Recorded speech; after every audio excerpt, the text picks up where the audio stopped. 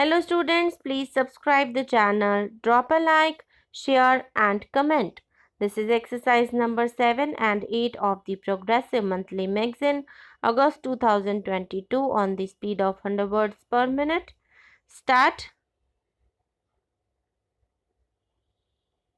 Since yesterday, we have had a very fruitful exchange of opinions on the issues that have been covered in the mid-term appraisal of the 10th five-year plan.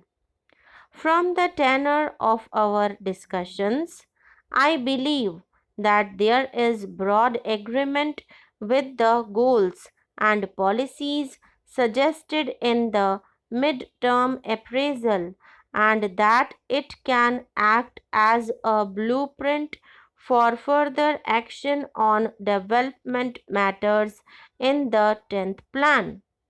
It can also act as the starting point for initiating work on the 11th five-year plan. During the course of our discussions, a number of very valuable suggestions were made by chief ministers, which may require a review of some of our policies, programs, and approaches.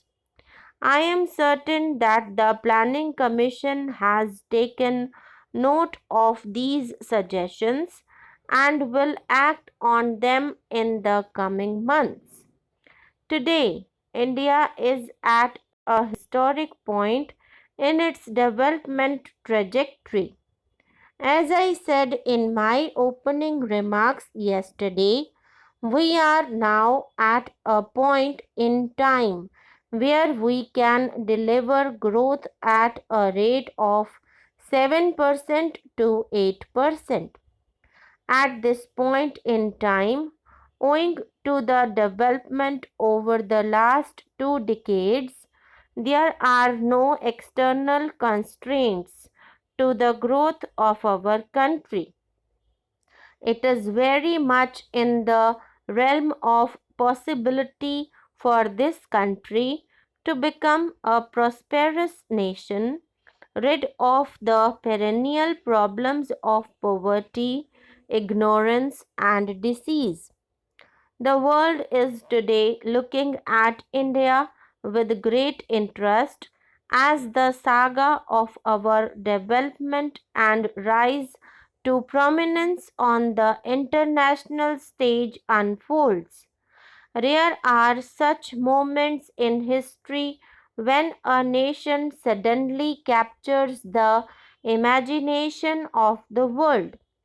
In such circumstances, if there are any constraints, these are purely internal. Our success in living up to our potential depends solely only on us. No external force can be blamed if we do not rise up to everyone's expectations. Therefore, it is incumbent on all of us in this august gathering to ensure that we realize this potential. It is this vision of a resurgent India that must guide our actions while discharging our duties. As I had said earlier, the environment for India's development has never been as favorable as it is now.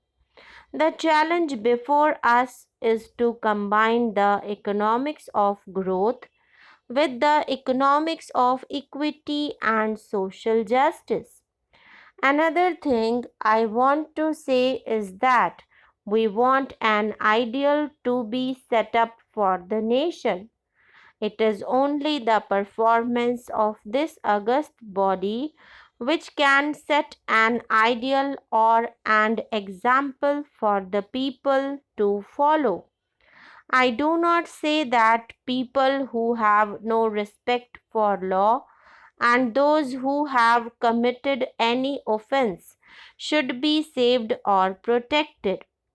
But then It can be done only by utilizing the funds of the people, collected from the people in a proper manner, so that we can positively make progress.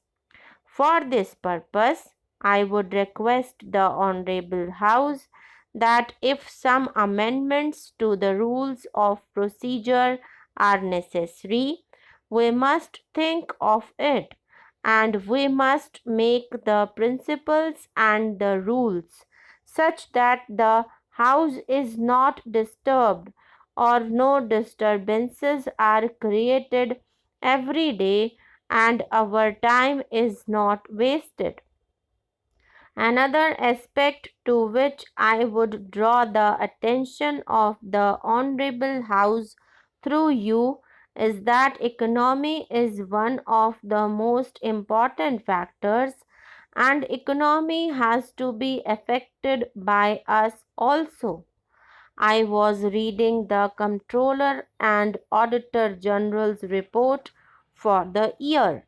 I find that crores of rupees have not been utilized for years together.